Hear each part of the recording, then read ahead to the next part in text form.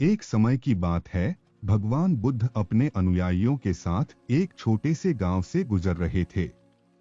वहां के लोग बुद्ध की शिक्षाओं से प्रभावित थे और उनसे मिलने के लिए उत्सुक थे। एक व्यक्ति ने बुद्ध से पूछा, भगवान, आप हर समय इतने शांत और संतुष्ट कैसे रहते हैं? आपको क्रोध, चिंता या दुख नहीं होता? बुद्ध ने मुस्कुराते हुए कहा, मेरे प्रिय, यह एक सरल बात है। मैं अपने मन को नियंत्रित करना सीख गया हूँ। व्यक्ति ने पूछा, लेकिन भगवान, यह इतना आसान नहीं है।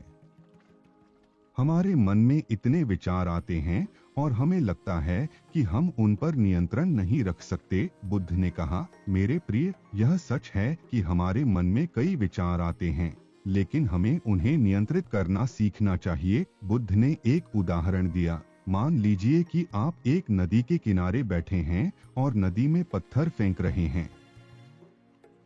हर पत्थर के साथ नदी का पानी मुड़ जाता है और फिर शांत हो जाता है। इसी तरह जब हमारे मन में विचार आते हैं तो हमें उन्हें शांति से देखना चाहिए और उन पर प्रतिक्रिया नहीं करनी चाहिए। व्यक्ति ने पूछा, लेकिन भगवान, यह इतना आसान नहीं है।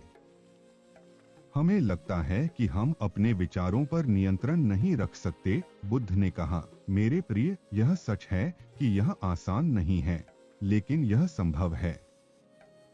हमें अपने मन को नियंत्रित करने के लिए अभ्यास करना चाहिए। बुद्ध ने एक और उदाहरण दिया। मान लीजिए कि आप एक संगीतकार हैं और आप एक वाद्य यंत्र बजा रहे हैं। जब आप पहली बार वाद्य यंत्र बजाते हैं तो यह अच्छा नहीं लगता है, लेकिन जब आप अभ्यास करते हैं तो यह अच्छा लगता है।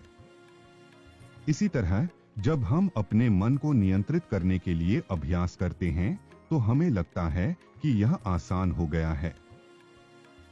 व्यक्ति ने पूछा, लेकिन भगवान, मैं अपने मन को नियंत्रित करने के लिए क्या कर सकता हूँ? बुद्ध ने कहा, मेरे प्रिय, आप अपने मन को नियंत्रित करने के लिए कई चीजें कर सकते हैं।